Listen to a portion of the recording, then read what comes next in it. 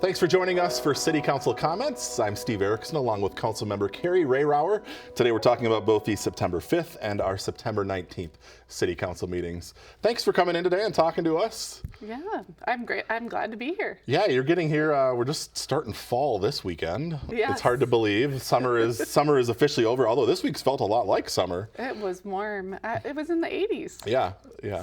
So, And we've had some cool weather before that, which I love those overnights where you can have the windows open and the cool air. It's perfect sleeping weather. Spring and fall are my favorite seasons here. Yeah, you got the kids back to school too, right? I do. I have two girls, and the youngest is back to Blaine High School, her senior year, running the debate club. Now she's working two different jobs, so she's very busy. And my older one is in her second year down at the University of Minnesota, but it's her first time in an apartment instead of the dorm. That's a big deal. It was a big move. Yeah. It was a lot of muscle to get her down there, but we're happy. Yeah. We're happy she's happy and she's enjoying it. Yeah, everybody enjoys that summer, but I think everybody also kind of nice to get in September to get everyone back on a schedule and where they're supposed to be. It is. It's nice.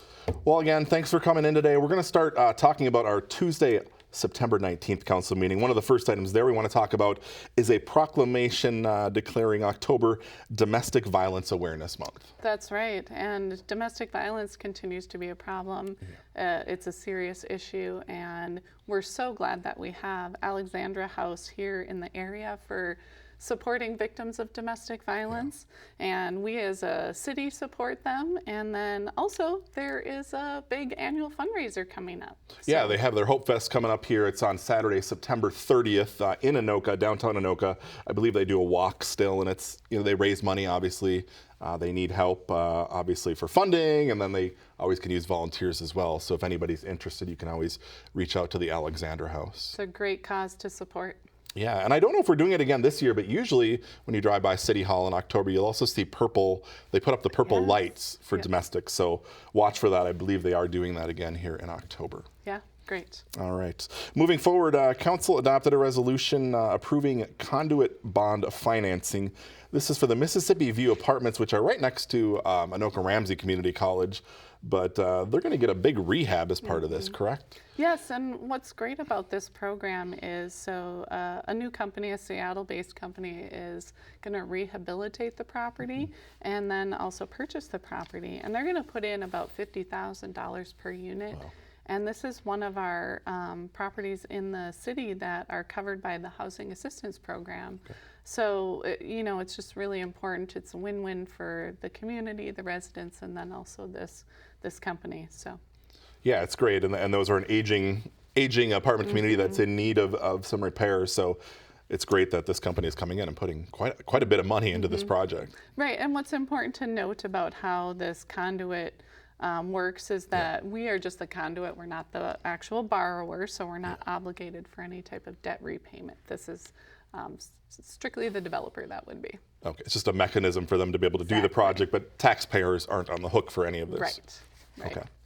All right, moving forward, Council adopted a resolution supporting a Minnesota Highway Freight Program grant application. We're looking for some money to try to get that 610 East River Road interchange complete. Right, we're still working on that. It's been in the process for a few years now. We really want to make that 610 East River Road from a partial access interchange, which is what it is now, to a full access interchange. And that really would improve use for all of the region in the area. And it does have a lot of truck traffic, which is why this grant makes sense to go for. All right, so they do have their design layout. We've talked about it. We've had it in city newsletters.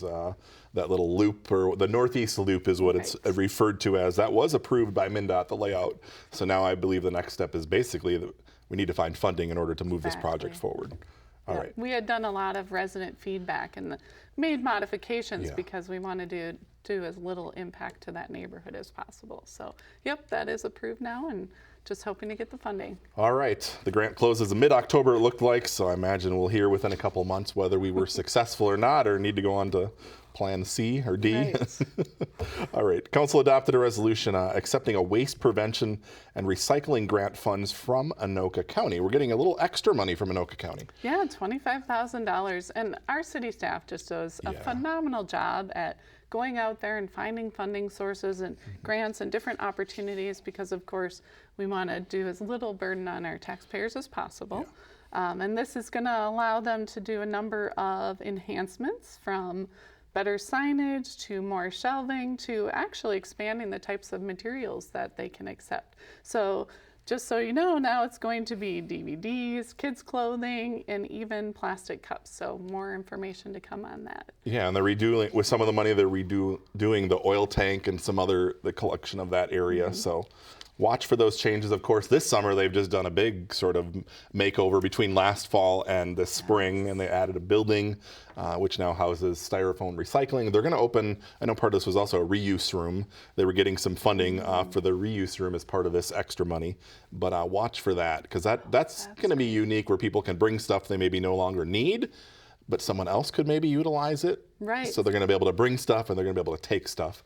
So we're hoping to learn more about that here in the next couple months once they're through the construction process. Yeah, I mean, ultimately what's best for the environment is reuse. Recycling would come in second to that, because if you can just directly continue using that product instead of having it to go back to manufacturing and start over, you're saving energy and resources and so on, and money. So it's a win-win for the community and the environment to be able to do that. Alrighty. Council adopted a resolution. This is, yes, I thought I skipped over something. Considering the purchase of a fire engine, and also declaring official intent to reimburse certain expenditures from the proceeds of bonds. There was quite a lengthy discussion about sort of how to move forward with this about the bonds, but we are purchasing the truck. That's right. We did approve it. We authorized it. We will be having a follow-up work session, which city manager will put on the agenda for one of our work sessions to, just really have a more in-depth discussion of bonding versus, are there benefits to saving up the money and paying in full, or using our budget and paying in full and preventing paying those interest rates. I know Councilmember Griskoviak mentioned interest rates are going up. So what is best for our taxpayers? And there's really pros and cons. So we want to be able to have a thorough discussion. One of the things to think about with bonding is and Councilmember Geisler mentioned this, it prevents kind of high expenses one year and then less the next year, and we try to keep our levy a little bit smoother as possible. So that's one thing to think about. And then also, you want the taxpayers who are the ones using it now also to be the ones paying it. So if you were saving taxes over 20 years to pay for a really big purchase, those folks might not live in the city anymore, and they've paid for something they never got to use. So sometimes you have to think about, we want to make sure the folks using it are also the ones paying for it. We want to keep our levy smooth and low, but we also don't want to pay extra interest rates. So it's going to be really interesting to have a full conversation with our finance director, who can give us more of that expertise of what the purpose of bonding is, what are the pros and cons to bonding. So we plan to do that before making the 2025 budgetary decision on the rest of the fire truck. But it is determined we will be purchasing it. And like it or not, I mean, everything has just gotten more expensive, and fire trucks as well. So a lot more than what we might have bought it for 3 years ago. But by doing this early this year, we're actually locking in pricing for now compared to what we would pay next year. So these are just sort of on a cycle. Every so many years they get replaced. So it does seem like we're always replacing something, but that's just kind of how it goes when you're on a cycle like that. That's right. And our city staff do a really great job of planning well in advance. So we're purchasing, a few big items each budgetary year instead of all of a sudden 10 big budgetary items are all necessary this year. And we don't want that to happen. So we're always in a rotation and spreading things out from year to year. All right. Council approved a lease agreement. This is with GolfTEC at Bunker Hills. This is a partnership that's actually been going on for about 10 years now up at Bunker Hills. Yeah, it's just been a great benefit. People love it. We have that learning center. It's additional practice and instructional programming that they can provide. It brings in revenue to the city. It's been a great partnership. Tim Anderson, our Golf Pro and manager, and Oliver Darby, the director of GolfTEC, were both there and presented to us. And it's very clear they have had a great partnership, and it's working for both sides. So we're happy to renew that. Yeah, and even when you can't go out on the course because of snow during the winter, that instructional facility is used right. year-round. I know they can open the window in the back and hit balls out of the back. Within the last year, they just did some rehab on the inside of the building, because it's been open 10 years now. So I know it's been a great partnership, and they're going to continue it now with this lease for another 5 years. Yeah, very, very happy to have it all year round. Yeah. All right. Moving forward, that's the end of the September 15th meeting. We're going to jump back to our Tuesday, September 5th meeting, which was our first meeting of the month. One item there we're going to talk about is an appointment to the Parks and Recreation Commission. Yeah, we have Grace Bayron appointed to the Parks and Recreation Commission. We are always happy to hear of new commissioners joining, and we appreciate all the work that our commissioners do. Without them, we really couldn't do all the great things that the city does. And there are ways to find out more about commissions and apply. Yeah, there's quite a few. Obviously, we have quite a few commissions that advise the council in different areas. If you're interested in serving on those, from time to time, we talk about them here, but those openings come up, appointments are made. So just go to the city website. You can fill out an application there, coonrapidsmn.gov. You can kind of express interest, which committees you would like to serve on, and then when those openings come up, they have that information on file and contact those folks. Yeah, great. So thank you to all our commissioners. All right, moving forward, council adopted an ordinance regulating the use of cannabis in public places. We haven't talked about cannabis for so long. I feel like in the last couple months, we're hearing about cannabis all the time. Right. Well, now that it has passed in the state legislature to be legalized, so each city is in consideration of how they want that to look in their city. Yeah. And for Coon Rapids, we were very interested in having it be similar treated to our alcohol ordinance, so it matches that. You can't do it in public spaces, so you can't walk, down the road, down the sidewalk, or hang out at the park using that. But we also want to be respectful that this is now legal, and there are folks that feel both ways about this issue. Mm-hmm. And so just thinking about what's a common sense ordinance, what's a reasonable ordinance, and what makes sense for our residents. All right. And the official ordinance, or not the ordinance, the law in the state took effect on August 1st. So now we're reacting to that. So no use of cannabis in public places except by permits. If there's a special event or something down the road, they're working all that out, because that whole office, right. I think they just hired a cannabis director at the state level yesterday. So they're just getting that office going, and that will be responsible for all the licensing and all the shops that eventually open up. But that's not going to happen until early 2025, I think. Right. So right now, reservations, you've seen some sales probably out there that have happened on Indian reservations. They've been allowed to sell. But as far as shops in our city, we likely wouldn't see anything till early 2025. Right. So more on that. But again, you can use it at your private residence, or again, on your property. Curtilage, I think they said something. Your outhouses on your property, that's okay too. Right. But all right, more to come on that topic in the next couple months, I imagine.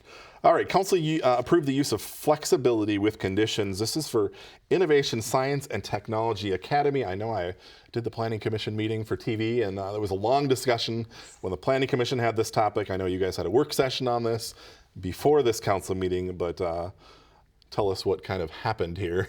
Yeah, so in Planning Commission, with that really long, thorough discussion, this group decided to make a lot of changes, and they did. So they worked really well with listening to the feedback that our planning commissioners gave them, and after that meeting, they revised their plan so that it would include a change in the way the parking would flow, so that it's the least impact to their surrounding businesses. And they went from a very small outdoor play space. Instead of that, they moved to a larger indoor gym. So they're going to have a 2,000 square foot gym inside. And so those were all changes that the commissioners, there had been some neighbors concerned about noise and different things during the day, because there are some other businesses very close and some other houses very close to that. Right. Because of those changes, then that's why the council did end up approving the use flexibility, and so they will be able to move into that space. Okay, and the use flexibility was needed because we're talking about this area actually. People are familiar with Boulevard Bar and Grill. It's that strip mall just to the north.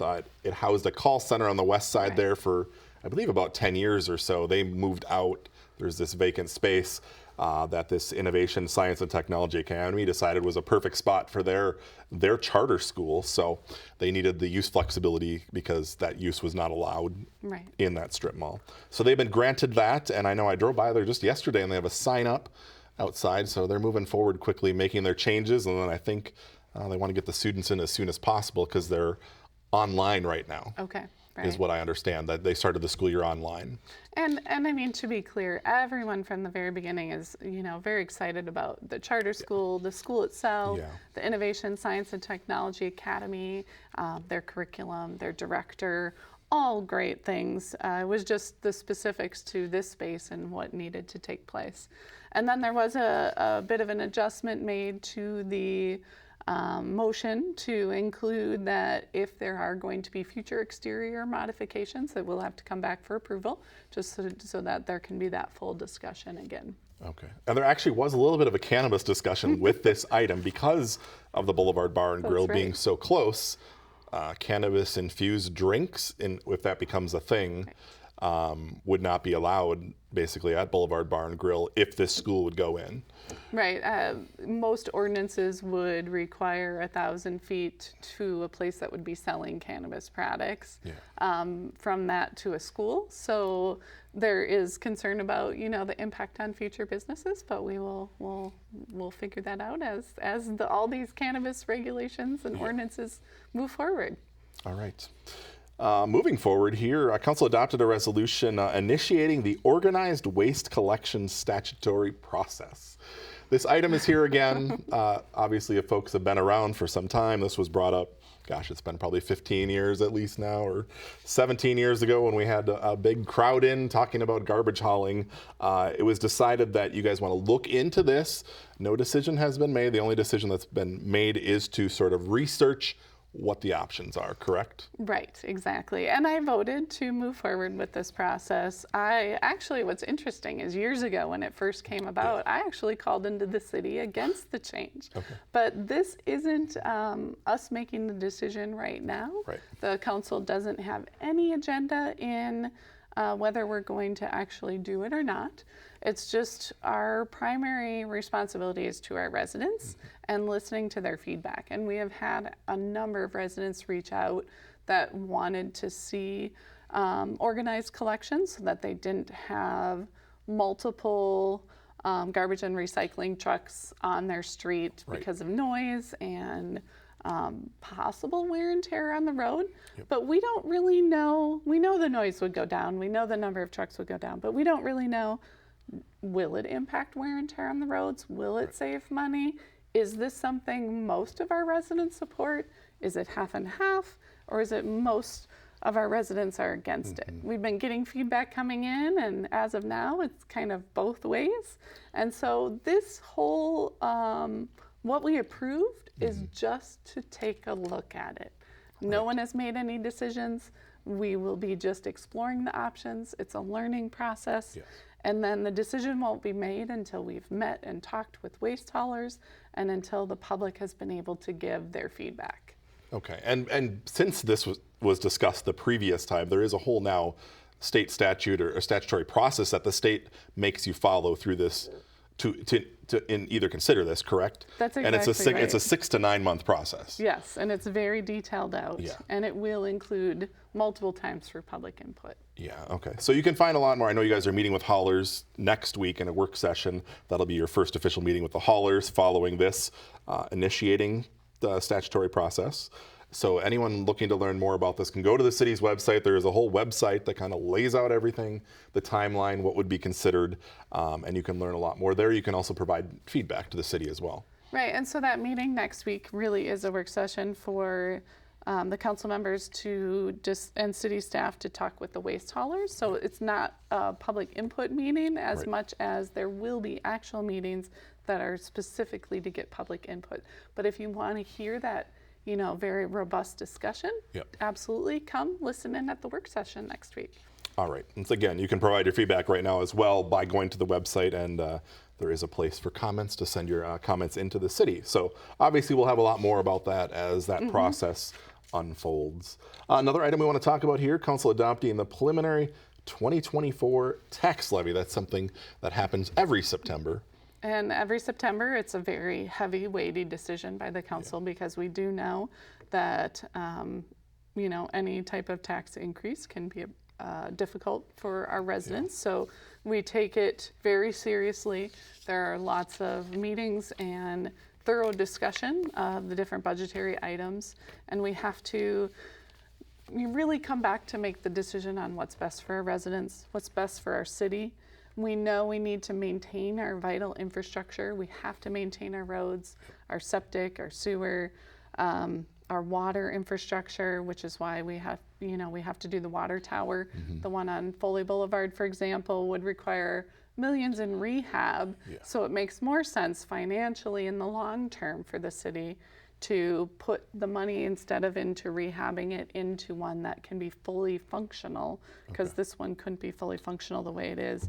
So we think about all of that, the long-term health, the long-term safety. A lot of this increase is due to, inflation and wage increases that came along with that. And we needed to make sure we have a cost of living increase, especially for our police, our fire. We want to maintain the best of the best in our public safety departments, and we know that our residents really value them too. So all of those things go into why this increase is a bit more than some of the previous years when those wages weren't going up as much. Yeah, and this is a process that starts earlier in the year at the staff level. So this is not something that's just, by the time you've seen it, it's like been through a bunch of people, council's over it a bunch of times. You'll still need to approve the final budget in December. But the levy that was it 6.8% is what the preliminary levy was set at. That's about a 1% or a little more than 1% less than what was proposed in the city manager's budget. So council went through it, wanted to lower it further. Yep, we do. They do a lot of work of figuring out places they can trim it down. As we requested it to be lowered. They trim it down as much as possible, but again, we have to have balance. So. Yeah. All right. So again, the levy set 6.8% increase for next year. How that affects properties, folks will get their property tax statements right before Thanksgiving. They usually come out from the county. Of course, this is just the city portion. There's also the county portion and the school portion on your tax bill. And then council will adopt the final budget in December and tax levy. And of course, the one you set in September, that's kind of the top, right? Because it still it can't be raised, but it can be lowered before final adoption. That's exactly right. Yeah. Okay. That is all the items we had. Okay. We had quite a bit. Yeah. Sometimes I'm not sure. Sometimes meeting agendas are light, and we had quite a bit to talk about. We want to talk about some fun stuff now, not taxes and levies and all of that. Great. The fire open house is coming up here on Saturday, September 30th. So if you haven't checked that out, that'll be at Sand Creek Park from 10 a.m. to noon again on Saturday, September 30th. You can check out all the fire trucks, spray the fire hose. They have concessions for purchase, lots of fun going on out there. So head out there this year. I know some people have asked, why is it not at the new station? But they are still working to finish that. It's close, but not going to happen this year. So hopefully they will have an event once that is complete for folks to check that out. But again, Sand Creek Park, Saturday, September 30th. And then coming up, Rocky's Pumpkin Patch. That is on Saturday, October 21st, also at Sand Creek Park from 10 a.m. to 1 p.m. This has grown into a big event. They had a couple hundred maybe the first year. Last year, I believe they had like 1,000 or more people out there. And I remember it was a really nice day, but it's grown into a big event. They give out free pumpkins. There's, different games and activities for the kids and families. So get on out there for Rocky's Pumpkin Patch, Saturday, October 21st. 10 to 1, if you don't remember a word that I just said, because I put it all together, make sure you check out the city newsletter. Here is the cover of the fall edition. This was sent out to homes the beginning of September. You should have received a copy. If you didn't, you can get copies at City Hall. You can also view the digital version online at coonrapidsmn.gov. So, and there's our Rocky the Raccoon. We like that. So we introduced him in July again, and he's been around at various events. And I just want to say a big thank you to our city staff for putting on those events and the hard work they do. And that's why they're so popular, because they do such a fabulous job with them. And Rocky got a facelift. So it's very modernized, very kid-friendly, and it's supposed to get people, excited and engaged. And it just gives off some positivity there. Yeah, he was at our pet fair last weekend, and that was a huge event. So you'll see him more in the community in the coming months. But it was kind of fun. They had a little history of kind of how the mascot in the newsletter. So check that out. Right. All right. Anything else you want to add? That's all I got. No, just thank you for the thorough discussion, and thank you for walking me through all the different things that we've done over the past month. Yeah, well, it's always fun to have someone different here, to chat with. So appreciate you coming here today. Thank you at home for watching, and we'll see you back here again after our 2 meetings in October.